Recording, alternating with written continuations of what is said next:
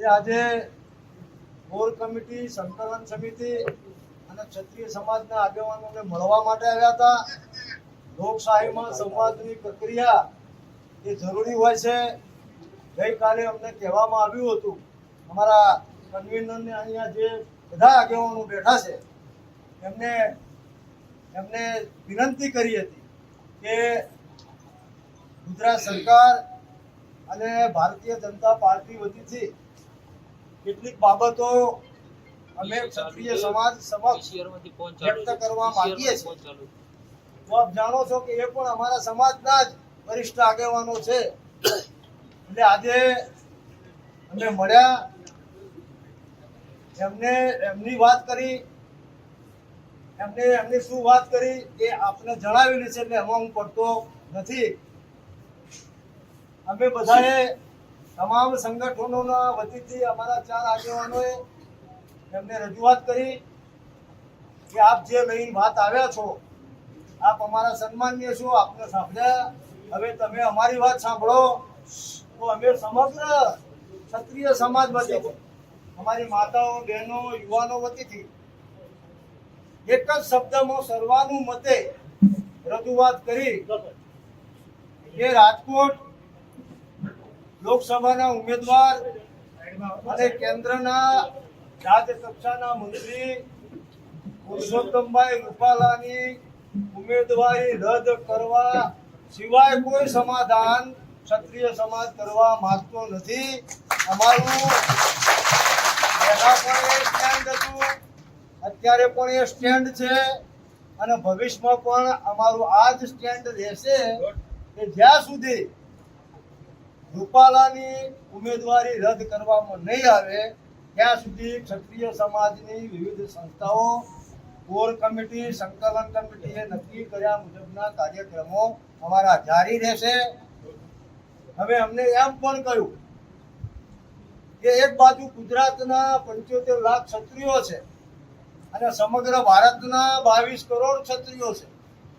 તો તમે હાઈકમાન્ડને જેમને તમને મોકલ્યા છે એમને અમારી 1, 2, 3, 4 જે વાત છે એ પહોંચાડીને કહેજો કે તમારા માટે પુરુષોત્તમ રૂપાલા અગત્યના છે કે 75 લાખ ગુજરાતના અને 22 કરોડ ભારતના ક્ષત્રિયો અગત્યના છે. એ સ્ટેન્ડ તમે ત્યાં જઈને ક્લિયર કરજો. આ છેલ્લી મીટિંગ છે. ઘણા બધા પત્રકારોએ મને પૂછ્યું કે શું હજુ તમે બીજી મીટિંગ કરશો?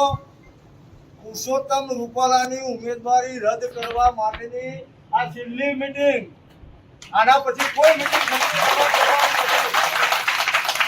આ મીડિયાના માધ્યમથી મારા સમાજની બહેનો, માતાઓને પણ હું જણાવવા માંગુ છું, વિનંતી કરવા માંગુ છું. આપણા દીકરા તરીકે, આપણા ભાઈ તરીકે, આપણા વડીલ તરીકે જે તમારી આ આંદોલનમાં સક્રિયતા જરૂરી છે એની હું ના પાડતો નથી. કારણ કે ક્યાંક ઘા વાગ્યો હોય તો અમને તો વાગ્યો જ છે, પણ એમનું નિવેદન એ બેન બેટીઓની અસ્મિતા ની લાગણીને તોડીને હૃદય સોસરવું નીકળી જાય એવું છે. ઘણી બધી માતાઓ ઇન્ટરવ્યુ આપતી વખતે રડી પડી. આજે અમારી સંકલન કોર સમિતિમાં પણ અમારી 2-3 માતાઓએ એવું કહ્યું કે કાલે 5 વાગ્યા સુધીમાં રૂપાલાની ઉમેદવારી રદ કરવામાં નહીં આવે તો અમે કમલમ આગળ જઈને આત્મદાહ કરીશું. તો અમે વડીલોએ એ બધી માતાઓ બહેનોને જોહર કરીશું. જોહર અલગ છે, મને માફ કરજો. એટલે હું આપના માધ્યમથી અને અમારી આ બહેનો બેઠી છે અમને પણ વિનંતી કરું છું કે અમે જીવતા છું ત્યાં સુધી આ લડાઈ લડવાના છે. અમારા પર તમે વિશ્વાસ રાખજો અને આવું કોઈ પગલું ભરતા નહીં એવી અમે આપને પણ વિનંતી કરીએ છીએ, આપને પણ પ્રાર્થના કરીએ છીએ. અને તમે એ પણ બધાને કહેવા માંગુ એ સમગ્ર ક્ષત્રિય સમાજ એક જ છે. કોઈ જગ્યાએ કોઈ વિઘટન નથી. કદાચ વ્યવસ્થાના ભાગરૂપે કોઈ ચર્ચા કરવાની હોય તો 10 કે 15 આગેવાન ભેગા થયા હોય એનો મતલબ એવો નહીં સમજી લેવાનો કે અમને કુરડીમાં ગોળ ભાગી નાખે. કારણ કે જો અવિશ્વાસનું વાતાવરણ થાય એ આંદોલન વધારે ટકતું હોતું નથી. આજે પણ એવું થયું કે બહાર ગામથી મહેમાનો આવવાના હતા. અમારા થોડાક મિત્રોનો મોબાઈલ પણ બન્યો હતો, અમુક ચર્ચામાં ડિસ્ટર્બ ન થાય એટલા માટે મોબાઈલ બન્યો હતો. તો મીડિયામાં મેસેજ આવી ગયા કે આ લોકો સમાધાન કરી દેવાના છે, આ લોકો કુંડલીમાં. અરે ભાઈ, આ બધા આગેવાનોને કોઈને ટિકિટ નથી લેવાની અને કોઈ પણ રાજકીય પક્ષ એવો નથી કે અમને દબાણ કરી શકે તમારી સામે વોટ કરવા માટે. આ યુદ્ધનું મેદાન છે અને હવે પછી યુદ્ધનું મેદાન એ ફક્ત રાજકોટ નહીં હોય, સમગ્ર ગુજરાત હશે. અમે આપના માધ્યમથી કહેવા માંગીએ છીએ કે અત્યાર સુધી અમે બોલતા હતા કે અમે કોઈ પક્ષની સામે નથી, અમે ભાજપની સાથે છીએ. આમ છે, જો આ આંદોલન કોઈ સમાજ સામે નથી. કારણ કે મીડિયામાં એવું પણ ટ્વીટ કરવામાં આવશે કે ફલાણાની સામે ક્ષત્રિય સમાજ ના. આ આંદોલન ફક્ત ને ફક્ત પુરુષોત્તમ રૂપાલાની સામે છે અને ટિકિટ રદ નહીં થાય તો ગુજરાતની 26 બેઠકો ઉપર આની 100% અસર અમે કરવાના છીએ. ઘેર ઘેર સુધી પહોંચીશું અને નહીં ગુજરાત, સમગ્ર ભારતની અંદર, કારણ કે 22 કરોડ ક્ષત્રિયો છે, સમગ્ર ભારતની અંદર આ વાત જશે. અમે રાજકોટથી શરૂઆત કરવાના છીએ. અમારા 400 ભાઈ બહેન અપક્ષમાં ઉમેદવારી નોંધાવશે. રાજકોટથી અમે શરૂઆત કરીશું.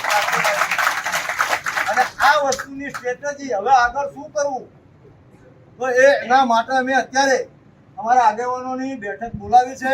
એમાં અમે રણનીતિ નક્કી કરીશું કે આગળ શું કરવું, ક્યાં સુધી જવું, પોસ્ટર બેનર યુદ્ધ કઈ રીતે કરવું, રાજકોટમાં મહાસંમેલન કઈ રીતે કરવું. આ બધી રણનીતિ એ અમારા આગેવાનો કરશે.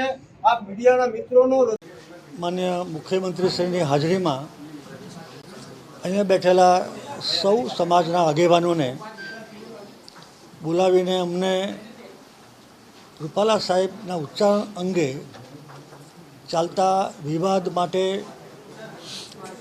ક્ષત્રિય સમાજની સંકલન સમિતિ સાથે બેઠક કરવા માટે જણાવ્યું હતું. આજે તરત જ અમે આ મિટિંગ બોલાવી છે.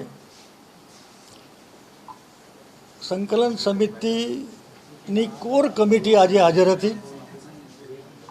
અમારામાં અહીં બેઠેલા બધા જ આગેવાનો પણ અહીંયા મિટિંગમાં હાજર હતા.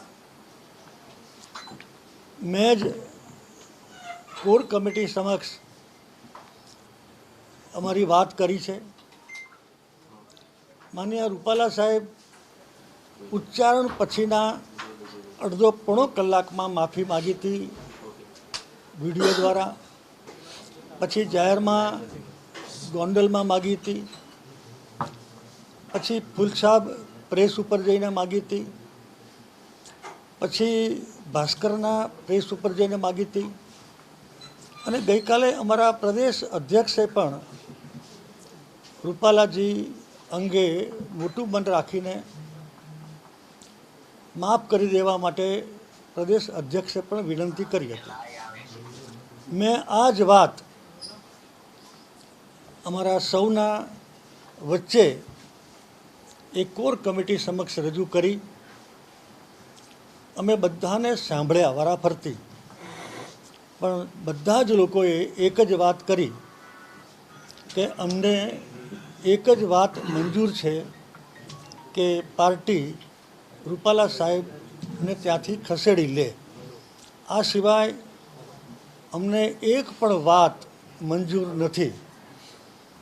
અમે બધાએ ફરીવાર પણ પુનઃ વિચાર કરવા માટે પણ વિનંતી કરી, પણ અહીંયા જ અમારી હાજરીમાં એમણે સર્વાનુમતે અમને એ જણાવ્યું કે અમને તમે જે વાત લઈને પુરુષોત્તમભાઈને માફી આપવાની વાત લઈને આવ્યા છો એ વાત અમને મંજૂર નથી.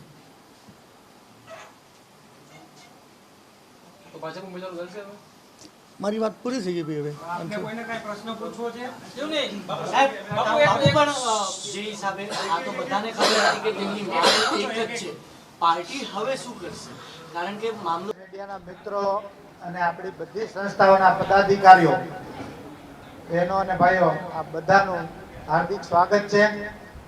મીડિયાને ખરેખર હું નમસ્કાર કરું છું મીડિયા ભાઈઓને કે ભારત દેશમાં નૈતિક અધપતનનો જે આ મુદ્દો છે, નૈતિક અધપતન જે વાણી વિલાસ છે, એના માટેનું જે કાંઈ મુદ્દો છે એને અટકાવવા માટે જે આપણે મળીએ છીએ, એના અટકાવવા માટે ક્ષત્રિય સમાજે બીડું ઝડપ્યું છે.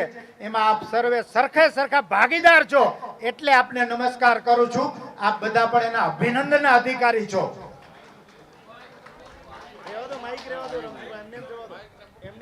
એટલે અને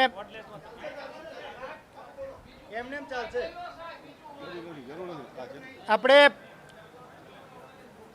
જ્યારથી આ પ્રશ્ન ઊભો થયો ત્યારથી એ પ્રશ્નમાં જે કાંઈ અલગ અલગ વળાંક આવ્યા અને આ એક સંસ્કૃતિના મુદ્દા ઉપર અમને સમજાવવાની અથવા તો હળવાશથી લેવાની જે વાત પક્ષ અને સરકારે કરી એનું આ પરિણામ છે. એટલા માટે એક સામાન્ય વાત છે કે આ નૈતિક અધપતનને અટકાવવા માટે એક વ્યક્તિ પોતાનું ખાલી સંસદ સભ્ય પદ નથી છોડી શકતા. જેને આટલા રજવાડાઓ આપી દીધા એને કેવી રીતે આપી દીધા છે? તમે એક ખાલી સંસદ સભ્ય તમારી જિંદગી આખી રહેવું છે? એવું કોઈ સંજોગોમાં ક્ષત્રિય સમાજ સ્વીકારે નહીં. ભારત દેશનો ક્ષત્રિય સમાજ ન સ્વીકારી શકે. એટલા માટે આ જે એમની ટિકિટ છે એ રદ કરવા સિવાય કોઈ પણ જાતની ચર્ચા આપણે કરી નથી આજે. અને હવે પછી જે કંઈ થવાનું હોય એના માટેની જ તૈયારી અમે ચાલુ કરી દીધી છે. એટલે આ બધા સંસ્થાઓના પ્રતિનિધિઓ અને પ્રેસ મીડિયા બધાને ખાસ વિનંતી છે કે કોઈ પણ પ્રકારનું અમે કોઈ વખત સ્ટ્રેટેજીના ભાગરૂપે આપના ફોન ન ઉપાડી શકતા હોય, જવાબ ન આપી શકતા હોય તો અમને થોડું જતું કરજો, દરગુજર કરજો. કારણ કે ક્યાંક ને ક્યાંક અમે અમારા આયોજનમાં લાગેલા હોય એટલે દરેક વખતે તરત જવાબ આપવો શક્ય નથી હોતો. પણ ધ્યેય બધાનો એક જ છે કે જે કંઈ આ નૈતિક અધપતનની વાત છે, જે કાળી ટીલી લગાડવાની વાત છે ઇતિહાસને, એ કોઈ પણ સંજોગોમાં અટકવી જોઈએ. અને એને અટકવાની શરૂઆત કોકે તો કરવી પડશે. એટલે સર્વ સમાજને આપણે વિનંતી કરીએ છીએ કે આપ બધા પણ આપની આમાં આહુતિ આપો, આપ બધા પણ આમાં જોડાવ. કે કોકે તો આની જવાબદારી લેવી પડશે કે ભારતના જાહેર જીવનનું શુદ્ધિકરણ થાય, ભારતમાં નૈતિકતા જળવાઈ રહે તો જ ભારત દેશની સંસ્કૃતિ અને આ બધા ઇતિહાસ છે એ જળવાઈ રહે. અને આઝાદીના વખતના બલિદાનો કે એના પહેલાંના બલિદાનો માતૃભૂમિ માટે જેમને આપેલા છે એ બધાને આપણે ન્યાય આપી શકીએ. આ બધી એક મુખ્ય વાત છે ને એમાં આપણે સૌ સાથે ભાગીદાર છીએ. એ એક આનંદની વાત છે. અમે બધાને સાંભળ્યા વારાફરતી, પણ બધા જ લોકોએ એક જ વાત કરી કે અમને એક જ વાત મંજૂર છે કે પાર્ટી રૂપાલા સાહેબને ત્યાંથી ખસેડી લે. આ સિવાય અમને એક પણ વાત મંજૂર નથી. અમે બધાએ ફરીવાર પણ પુનઃ વિચાર કરવા માટે પણ વિનંતી કરી. પણ અહીંયા જ અમારી હાજરીમાં એમણે સર્વાનુમતે અમને એ જણાવ્યું કે અમને તમે જે વાત લઈને પુરુષોત્તમભાઈને માફી આપવાની વાત લઈને આવ્યા છો એ વાત